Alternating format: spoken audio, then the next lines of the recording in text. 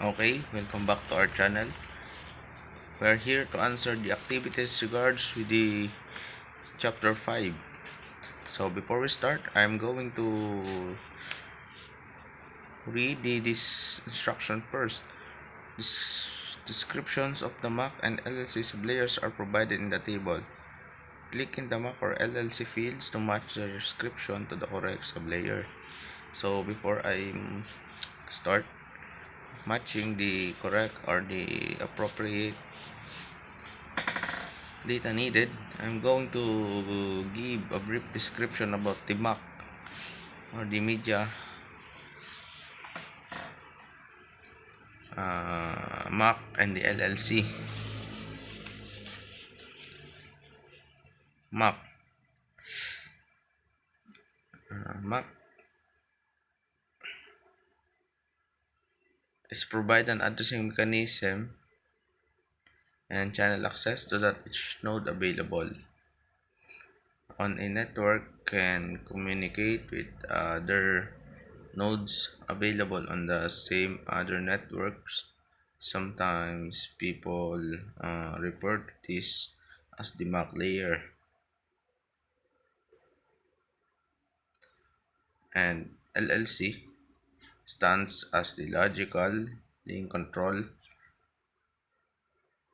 Is one of the two data link layer network protocol sublayers within the open system interconnection, and also the data communication model.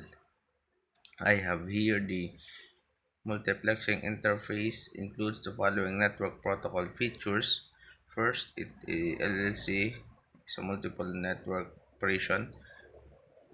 Second is the unified network made exchange. Third, about its flow control. Fourth, line protocol identification. Fifth, the frame sequence number assignment. Last is the acknowledgement tracking. Today, LLC is only used for its multiplexing feature. Modern transport layer protocols uh, and also are used for source and destination network flow management. So let's answer this activity. Controls the network interface card through software drivers. It is LLC. Works with the upper layers to add application information for delivery of data to higher level. It's also LLC. Works with hardware to support bandwidth requirements and checks error in the bits sent and received. It is MAC. Controls access to the media through signaling and physical management. It is MAC. Supports internet technology by using CSMA or CD or CSMA CA. Also MAC. Remain relatively independent of physical equipment. It is identified as LLC. So all our answers are correct. I hope that you understand the differences between the Mac and the LLC. And let's jump to the next activity.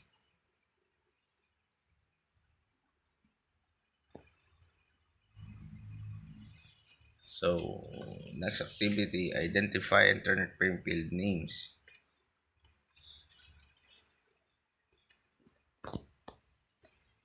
So I'm going to answer it first before I explain it in order to more is easily to understand. So first use SPAD increase this frame field to list 64 bytes. It is the IEEE standard 8.02 802.2 and header and data. I know, my mistake. It's preamble. Preamble uses SPAD to increase the frame field to its 64 bytes.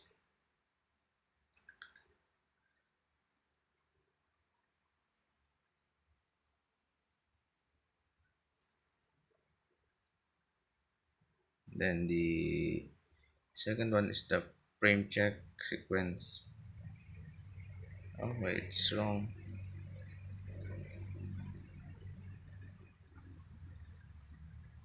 Wait, it's wrong. I'm so sorry. First is uses but increase the frame width is 4 bytes. It is the 802.2.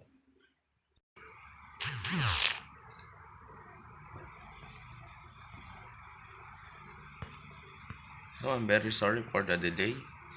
It is also part of the answering of the activity having mistakes. So I'm going to re-answer it again and try to analyze it more to find the correct answer. So first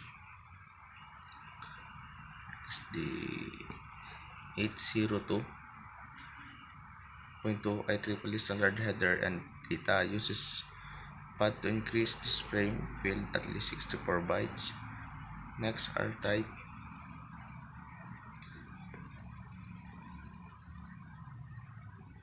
Type describes which higher layer protocol has been used.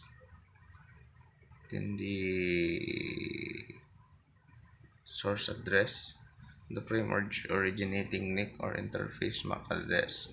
NIC stands for the cable used to in order to locate the destination and its MAC address.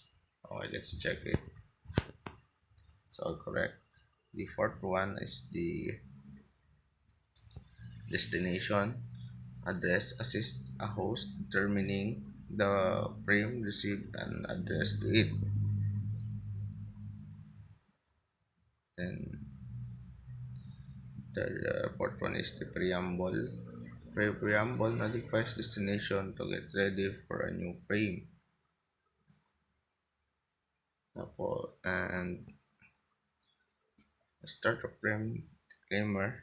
It synchronizes sending and receiving data from for frame delivery.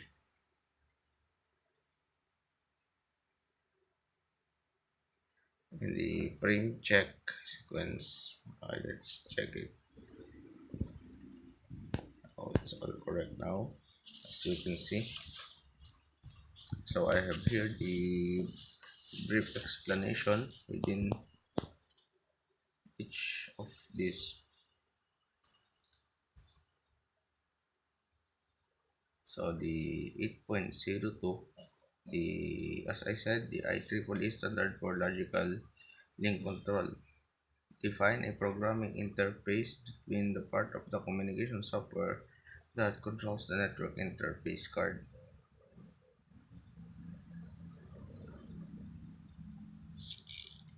Another one is the type of the layer, type of the layer being used.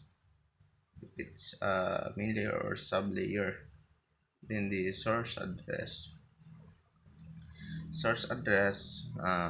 best example is the address of the sender of the data. It is the example of the source address. Then the destination address. Destination address could be the destination of your data that you want to send.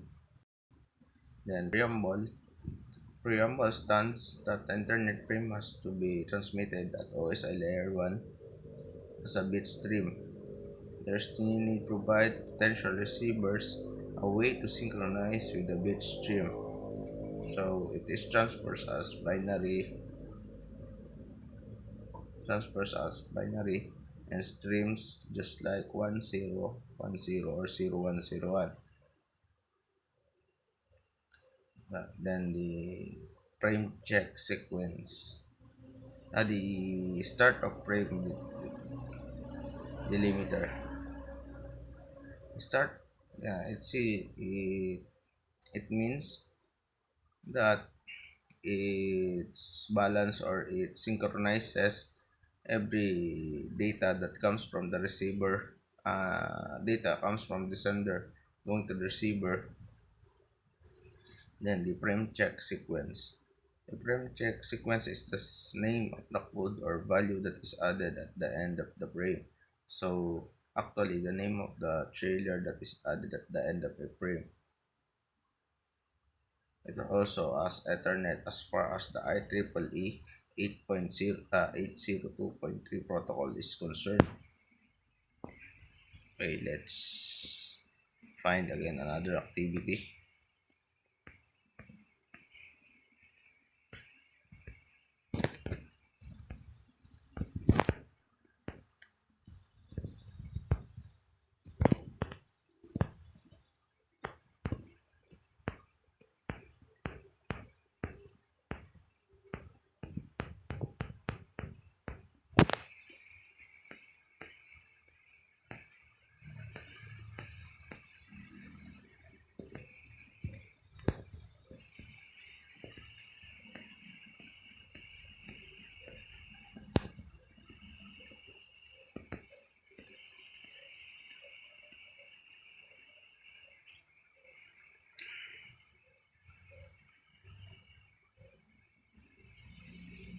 So, so here are third activity at the chapter 5. As you can see, as the same, the type of questions are same as before. They're looking at the specific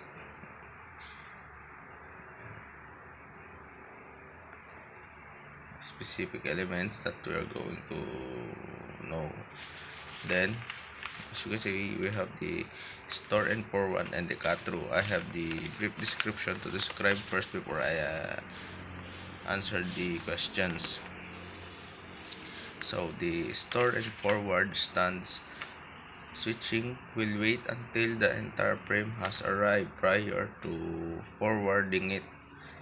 This method stores the entire frame in the memory, and once the frame is in memory, the switch checks the destination address, source address. If no errors are present, the frame is forwarded to the appropriate port.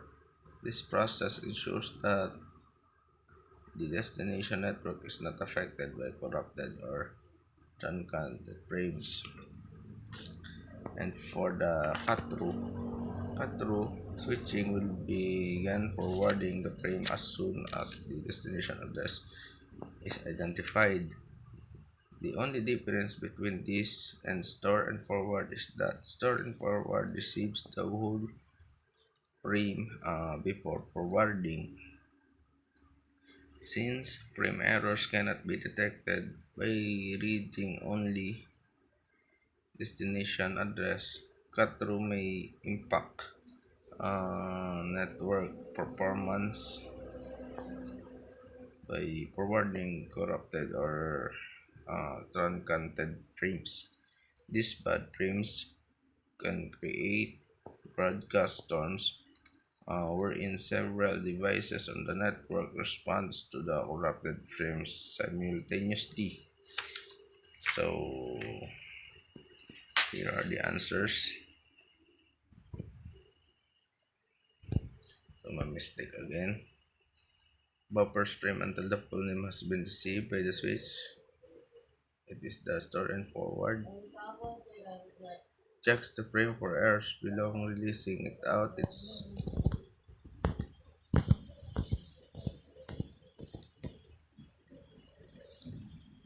before releasing the frame out of sport, it is cut through. A great method to use conserve bandwidth on your network. It is stored and forward. Then a network destination network or NIC discards any complete frames using this frame forwarding method. It is cut through. Then last, the faster switching method but may produce more errors in data integrity, therefore more bandwidth may be consumed. This cut through. So our answer is all correct. I hope that you like this video and you learn a lot. So just like, subscribe. Thank you.